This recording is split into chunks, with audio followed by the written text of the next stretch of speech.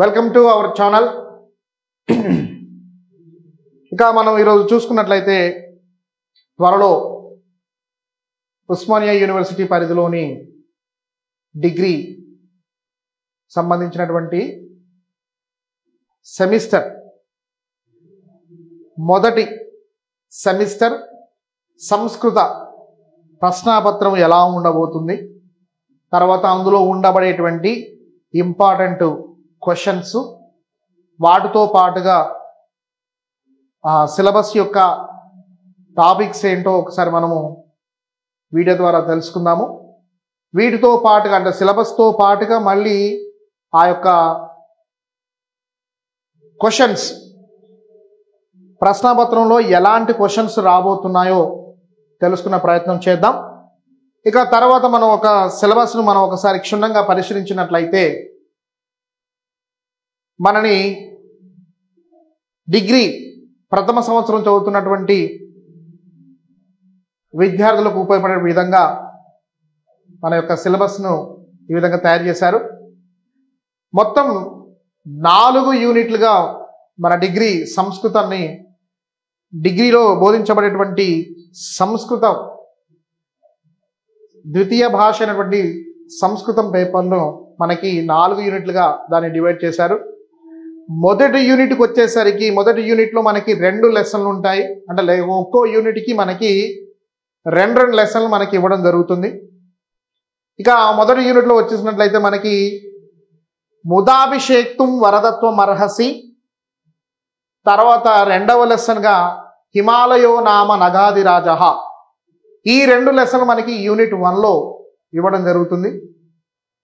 తర్వాత unit 2 ధర్మబద్ధో దౌవారిక. Unit 2లో ఉన్నటువంటి 4th లెసన్ కృతజ్ఞే నాస్తి నిష్కృతి. తర్వాత యూనిట్ 3 5th లెసన్ వచ్చేసి ఏష ధర్మ సనాతన. తర్వాత యూనిట్ 3లో 6th టాపిక్ శబ్దరూపాని. తర్వాత యూనిట్ 7లో మనకి సంధి రూపాని. యూనిట్ 4లో 8th సంస్కృత సంభాషణ అభ్యాస అని ఇలా ఈ విధంగా మనకి 4 యూనిట్స్గా మన యొక్క పోర్షన్ని 4 యూనిట్స్గా డివైడ్ చేసి ఒక్కో యూనిట్లో మనకి 2 లెసన్లు ఇవ్వడం జరిగింది. ఇక తర్వాత మనం చెప్పుకున్న సింపుల్గా చెప్పుకోవాలంటే మొదటి 2 పాఠాలు యూనిట్ 1లో ఉన్నటువంటి మొదటి 2 పాఠాలు పద్యభాగంగా మనం వర్ణించుకోవచ్చు. యూనిట్ 2లో ఉన్నటువంటి ఆ 2 లెసన్లు ఏవైతే ఉన్నాయో వాటిని మనం గద్య భాగాలుగా వర్ణించుకోవచ్చు. ఇంకా ఒక్కసారి మనము త్వరలో జరగబోయేటువంటి సెమిస్టర్ 1 సంస్కృత విభాగం యొక్క ప్రశ్నాపత్ర విధానం ఎలా ఉంటుందో ఒకసారి మీకు నేను స్క్రీన్ మీద మీకు ప్రొజెక్ట్ చేయడం జరుగుతుంది. ఇక్కడ మనకి సెమిస్టర్ 1లో మనకి సంస్కృతంలో మనకి 2 పార్ట్లు ఉంటాయి, part A and part B. మరి ముఖ్యంగా మీకు ముందు చెప్పే విషయం ఏంటంటే మనకి ఈ పార్ట్ ఏ పార్ట్ బి 2 కలిపి మనకి 80 మార్కుల ప్రశ్నాపత్రంగా మనకి ఇవ్వడం జరుగుతుంది. తర్వాత మిగిలిన 20 మార్కులు మనకి కాలేజీ తరపున ఇంటర్నల్ ద్వారా మనకి 20 మార్కులు కండక్ట్ చేయడం మన కాలేజీ తరపున మనకి కండక్ట్ చేయడం జరుగుతుంది. ఇక మిగిలిన 80 మార్కులు ఏవైతే ఉన్నాయో ఆ 80 మార్కులు మనకి యూనివర్సిటీ పరిధిలో ఆ గొప్పవారి చేత రూపొందించబడినటువంటి ప్రశ్నపత్రం ఏదైతే ఉందో దాన్ని మనకి ఇక్కడ ఇవ్వడం జరుగుతుంది. ఇక మనకి చూసినట్లయితే సెక్షన్ ఏలో మనకి ఓవరాల్గా మనకి 6 క్వశ్చన్స్ అడుగుతారు. అందులో మీరు ఏవైనా 4 సెలెక్ట్ చేసి రాయాల్సి ఉంటుంది.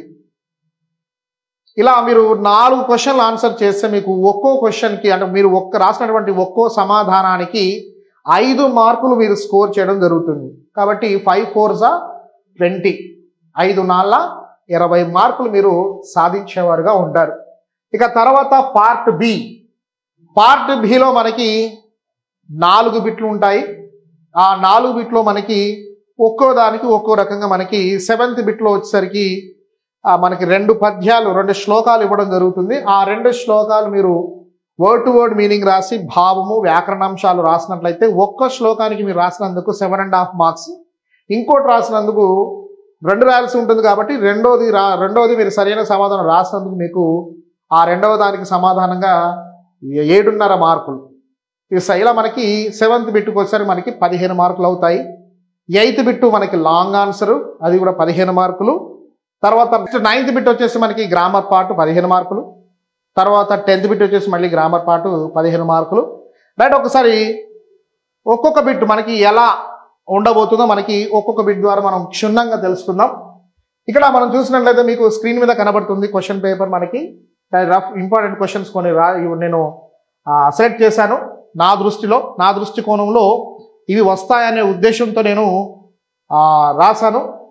ఇక నెక్స్ట్ ఫస్ట్ బిట్ వచ్చేసి మనకి శ్లోక భావం పూరయత. ఫస్ట్ బిట్ వచ్చేసి మనకి శ్లోక భావం పూరయత. ఇందులో మనకి వెయిటేజ్ లెసన్ వచ్చేసి మనకి ముదాభిషేక్తుం వరదత్వమర్హసి. ముదాభిషేక్తుం వరదత్వమర్హసి. మనకి యూనిట్ 1లో ఇందాక చెప్పాను. యూనిట్ 1లో మనకి ఫస్ట్ లెసన్ ముదాభిషేక్తుం వరదత్వమర్హసి. ఇక మనకి ఈ శ్లోక భావం పూరయతలో మనకి వెయిటేజ్ లెసన్ చూసుకున్నాము. వాటితో పాటుగా కొన్ని మనకి శ్లోకాలు, అంటే ఏ శ్లోకము చదివితే మీకు అంటే రావడానికి అవకాశం ఎక్కువగా ఉన్నటువంటి శ్లోకాలు ఏవైతే అక్కడ మీకు నేను స్క్రీన్ మీద రాసి చూపెట్టాను. ఇందులో మనకి ఫస్ట్ శ్లోకం దివ్యైర్గుణై అని ఫస్ట్ శ్లోకము. తర్వాత సెకండ్ శ్లోకము రామః సత్పురుషో అని ఇలా ప్రారంభ శ్లోకం ఉంటుంది. తర్వాత క్షాంతః క్షమాధృతి అని మూడవ శ్లోకం మనకి ప్రారంభ శ్లోకము. తర్వాత ప్రియవాదీచ సత్యవాదీచ అనే శ్లోకము 4th శ్లోకము. తర్వాత 7వ శ్లోకము సంగ్రామాత్ అని ఇలా ప్రారంభ పదాలు ఇలా మనకు ఉంటాయి. ఈ పదాలు ఉన్నటువంటి ఈ శ్లోకాలు ఏవైతే ఉన్నాయో ఈ 5 శ్లోకాలు నేను ఇంపార్టెంట్గా పేర్కొనడం జరిగింది. నేను గత ప్రశ్న పత్రాలను గమనించి క్షుణ్ణంగా వాటిని పరిశీలించి ఎక్కువ సార్లు, అంటే ఈ సెమిస్టర్ విధానంలో మనకి ఎప్పుడైతే ప్రారంభించబడిందో అప్పటి నుంచి నేను ఆ గత ప్రశ్న పత్రాలన్నింటినీ పరిశీలించినట్లయితే నాకు తెలిసిన విషయాలు ఎక్కువగా ఈ శ్లోకాలు మనకి రిపీట్ అయినట్టుగా కనబడుతుంది. కాబట్టి ఇక్కడ ఈ పేర్కొన్నటువంటి శ్లోకాలు ఏవైతే ఉన్నాయో ఈ శ్లోకాలు మనకి ఇంపార్టెంట్గా మనము చెప్పుకోవచ్చు. ఇక తర్వాత సెకండ్ బిట్ వచ్చేసి మనకి సందర్భ వ్యాఖ్య వచ్చేసి మనకి ఇక్కడ వెయిటేజ్ లెసన్ వచ్చేసి ధర్మబద్ధో దౌవారికః. ఇందాక మనకు లెసన్ చెప్పేటప్పుడు నేను చెప్పాను, మనకి ఇండెక్స్ చెప్పేటప్పుడు యూనిట్ 2లో ఉన్నటువంటి 3rd లెసన్ ధర్మబద్ధో దౌవారిక అనే ఒక లెసన్ ఉంటుంది. ఆ లెసన్ నుంచి మనకి ఇక్కడ ఈ సందర్భ వ్యాఖ్య ఏదైతే ఉందో ఆ బిట్లో మనకి వెయిటేజ్ లెసన్ ధర్మబద్ధో దౌవారికః. ఇందులో ఇంపార్టెంట్ అనోటేషన్స్ వచ్చేసి కయేష, అంటే ఇది ప్రారంభ పదాలు. మనకి కయేష అని మొదటిది, అంటే మనకి టెక్స్ట్ బుక్లో ఉన్నట్టు మనకి మొదటిదిగా ఉంటుంది సీరియల్ నెంబరు. తర్వాత సీరియల్ నెంబర్ 3లో ఉన్నటువంటి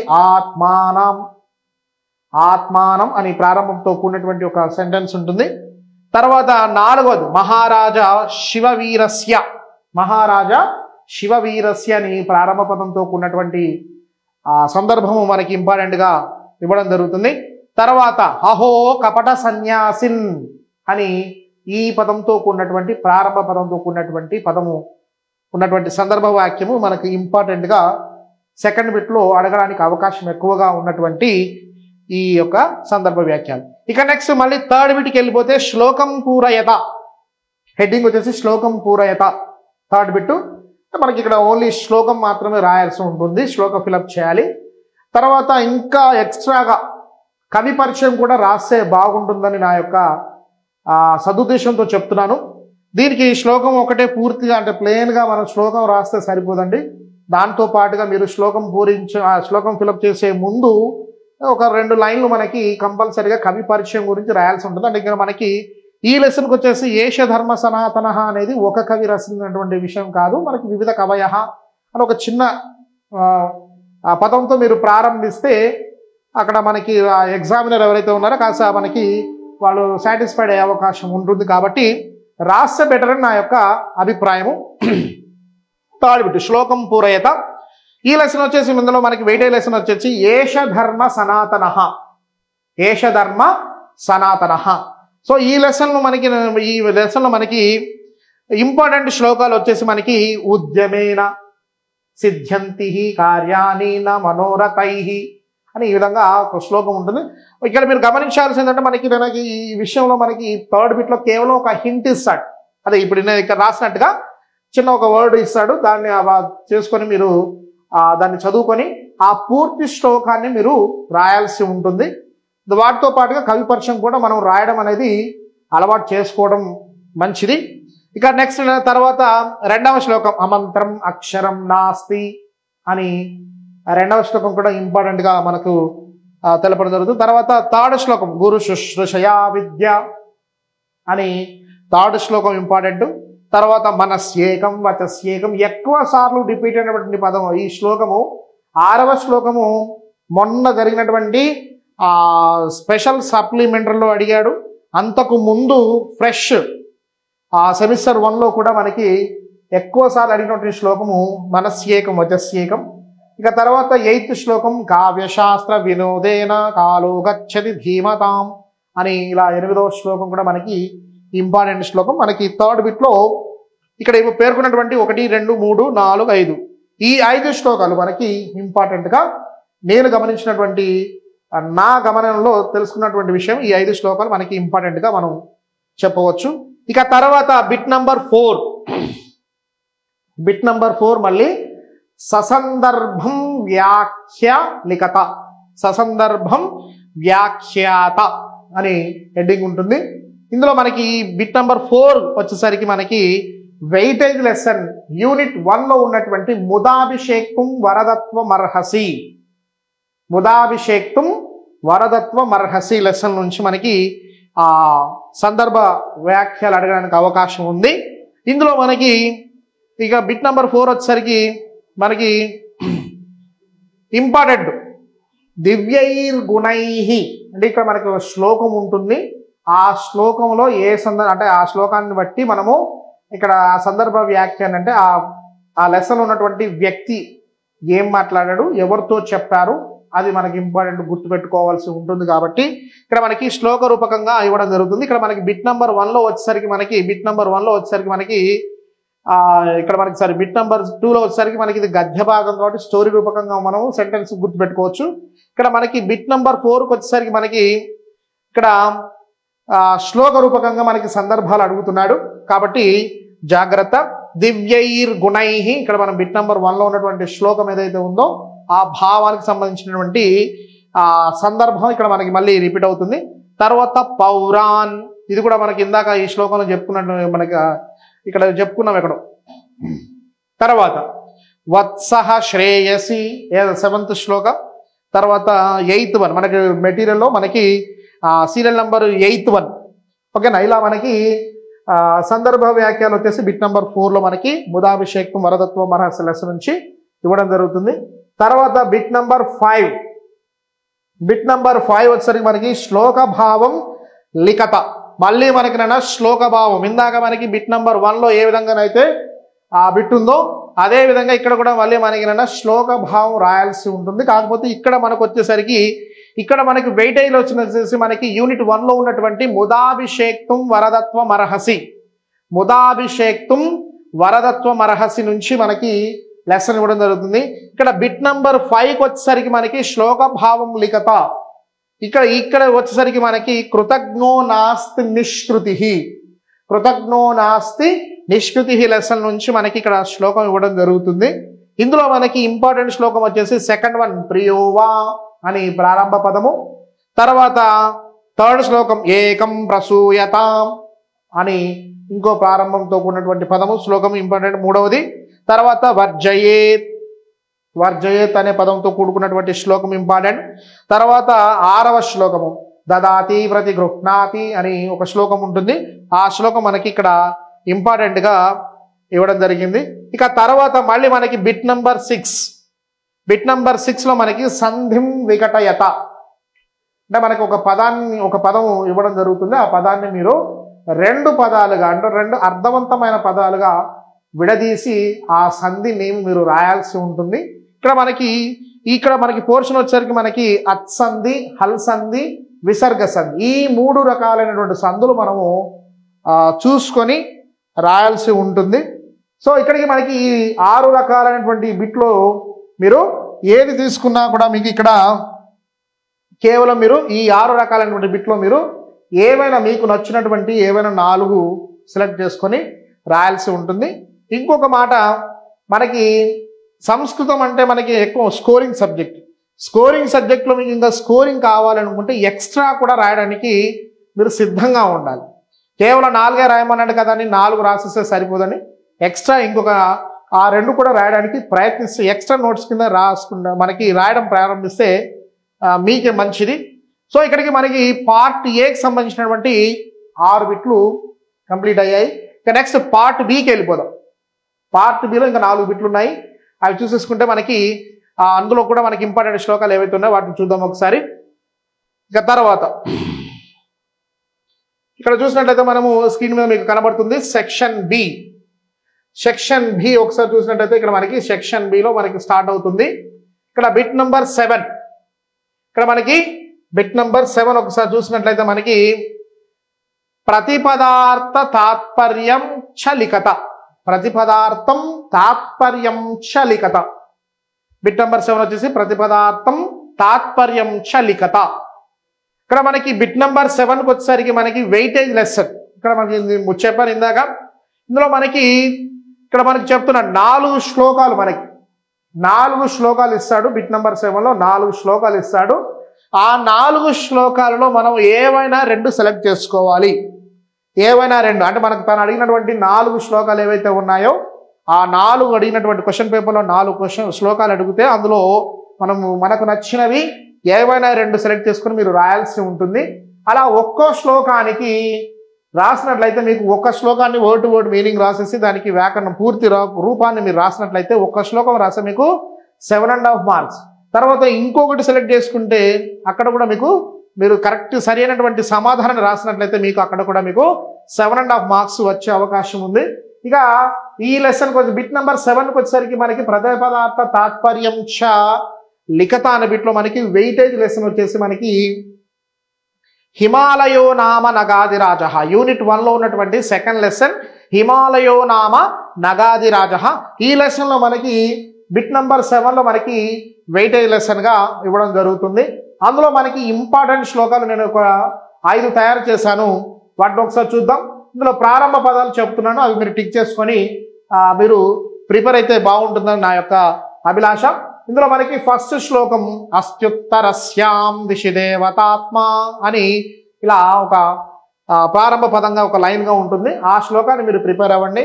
తర్వాత థర్డ్ శ్లోకం అనంతరత్న ప్రభవస్య అని, ఇంకా 3వ శ్లోకం మనకి సీరియల్ నెంబర్ కూడా ఇచ్చాను, మనకి టెక్స్ట్ బుక్లో ఉన్నటువంటి సీరియల్ నెంబరు 3వది. తర్వాత 5వది ఆమేకలం సంచారతం ఘనానాం అని ఇంకొక శ్లోకం ఉంటుంది. మనకి టెక్స్ట్ బుక్లో 5th శ్లోకం సీరియల్ నెంబర్ మనకి 5th శ్లోకం ఏదైతే ఉందో అది ఇక్కడ మీకు ఇంపార్టెంట్ ఇవ్వడం జరిగింది. తర్వాత 9th శ్లోకం కపోల కండు కరిభిర్వినేతుం అని ఒక శ్లోకం ఉంటుంది, ప్రారంభ శ్లోకం. ఆ శ్లోకం కూడా ఇక్కడ మనకి ఇంపార్టెంట్ గా ఇవ్వడం జరిగింది. తర్వాత నెక్స్ట్ 10th శ్లోకం వనే చరానాం వనితా సఖానాం అని ఇంకొక శ్లోకం ఉంటుంది. 10వ నంబర్ సీరియల్ నంబర్ మనకి 10. ఆ 10వ శ్లోకం కూడా మనకి ఇంపార్టెంట్ గా ఇవ్వడం జరుగుతుంది. ఇక్కడ నేను గమనించినటువంటి విషయాలు ఎక్కువగా మనకి ఈ 5 శ్లోకాలు ఎక్కువగా మనకి రిపీట్ అయినట్టుగా నేను గమనించాను. సో వాటిని నా గమనికలో తేలినటువంటి శ్లోకాలు ఏవైతే ఉన్నాయో వాటిని నేను ఇంపార్టెంట్ గా ఇవ్వడం జరుగుతుంది. ఇక తర్వాత ఇంకా ఉన్నాయండి. తర్వాత దివాకర ద్రక్ష్యతి 12th శ్లోకన దివాకర ద్రక్ష్యతి. నెక్స్ట్ 14th శ్లోకన భాగీరథి అనే శ్లోకము.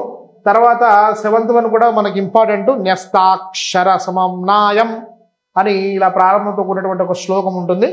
ఆ శ్లోకం కూడా మనకి ఇంపార్టెంట్. సో ఇక్కడ మనకి ఇవ్వబడినటువంటి 1 2 3 4 5 6 7 8 ఈ 8 శ్లోకాస్ అనేవి మనకి ఎక్కువగా గడిచినటువంటి సెమిస్టర్ ప్రశ్నపత్రంలో ఎక్కువగా రిపీట్ అయిన శ్లోకాలు మీకు ఇక్కడ ఇవ్వడం జరిగింది. ఇక తర్వాత బిట్ నెంబర్ 8కి వెళ్ళిపోదాం. బిట్ నంబర్ 8 నిబంధ ప్రశ్న. నిబంధ ప్రశ్న అంటే మనకి లాంగ్ ఆన్సర్. ఈ యొక్క నిబంధన ప్రశ్నలో మనకి లాంగ్ ఆన్సర్ వచ్చేది మనకి ఇక్కడ 2 లాంగ్ ఆన్సర్స్ అడుగుతున్నాడు. ఆ 2 లాంగ్ ఆన్సర్లో మీకు నచ్చినటువంటి, అంటే మీకు సులువుగా తర్వాత తేలికగా అయిపోయేటువంటి సమాధానం ఏదైతే ఉందో దాన్ని మీరు చూస్ చేసుకుని రాస్తే బెటర్ నా యొక్క ఉద్దేశము. ఇందులో మనకి వెయిటేజ్ లెసన్ వచ్చేసి మనకి ధర్మబద్ధో దౌవారిక యూనిట్ సెకండ్ లో ఉన్నటువంటి 3rd లెసన్ ధర్మబద్ధో దౌవారిక. తర్వాత అందులో నుంచి ఒక క్వశ్చన్ అడుగుతున్నాడు. తర్వాత మళ్ళీ అదే యూనిట్ 2లో ఉన్నటువంటి 4th లెసన్ కృతజ్ఞో నాస్తి నిష్కృతి లెసన్ నుంచి కూడా మనకి ఒక లాంగ్ ఆన్సర్ ఇవ్వడం జరుగుతుంది. ఈ రెండింటిలో మీకు ఏది సులభ పద్ధతిలో రాయడానికి అనుకూలం, మీరు ఏదైతే మీకు అనుకూలంగా ఏదైతే ఉందో దాన్ని రాయడానికి ఈజీగా ఉంటుంది. ఈ స్టోరీ 2 కూడా చాలా మంచిని బోధించేవిగా, ఒక నీతితో కూడినటువంటి